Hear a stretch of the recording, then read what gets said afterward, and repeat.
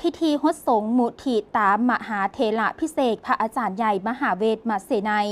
ประธานศูนย์กลางองค์การพุทธศาสนาสัมพันธ์แห่งสาธารณรัฐประชาธิปไตยประชาชนลาวองค์ที่7จัดขึ้นในวันที่31 มังกร 2026อยู่สำนักงานประธานศูนย์กลางองค์การพุทธศาสนาสัมพันธ์วัดทัดหลวงนครหลวงเวียงจันทร์โดยมีบรรดาการนำผักหลัดนำโดยท่านสนไซศรีพันดรนายกรัฐมนตรีพร้อมด้วยภรรยาและมวลชนชาวพุทธศาสนิกชนลาวบรรดาเผ่าการฮดสงฆ์มุทิตามหาเถราพิเศษแด่พระอาจารย์ใหญ่มหาเวทมเสนัยจัดขึ้นในโอกาสที่พระอาจารย์ใหญ่ได้ถูกเลือกตั้งเป็นประธานศูนย์กลางองค์การพุทธศาสนาสัมพันธ์องค์ที่7ทั้งเป็นการแสดงความกตัญญูกตเวทีต่อผู้นำพาสูงสุดของคณะสงฆ์ลาว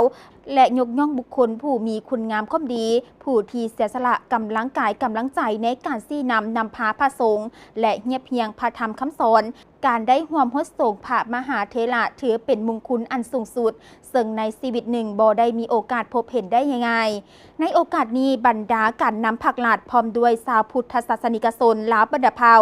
ได้ร่วมใส่บาตรถวายสังฆทานแด่พระสงฆ์130 องค์เพื่อเป็นสิริมงคลและเป็นบุญเป็นกุศลตื่มอีกพร้อมทั้งร่วมพิธีฉลองยกยอดโซฟา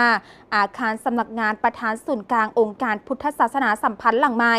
ซึ่งเป็นศูนย์กลางบริหารงานสงฆ์ที่ทันสมัยพร้อมมีคณะกรรมการจัดงานยังได้เปิดโอกาสให้พุทธศาสนิกชนได้ร่วมบริจาคทุนสมทบเพื่อสำระค่าก่อสร้างอาคารที่ยังค้างชำระการร่วมบริจาคปัจจัยและร่วมพิธียกยอดโซฟาเปรียบเหมือนการได้ฝากสื่อและบุญกุศลไว้ในแผ่นดินเป็นวิหารทานที่มีอานิสงส์แห่งก่อให้เกิดความสมบูรณ์ผุนสุขในชีวิต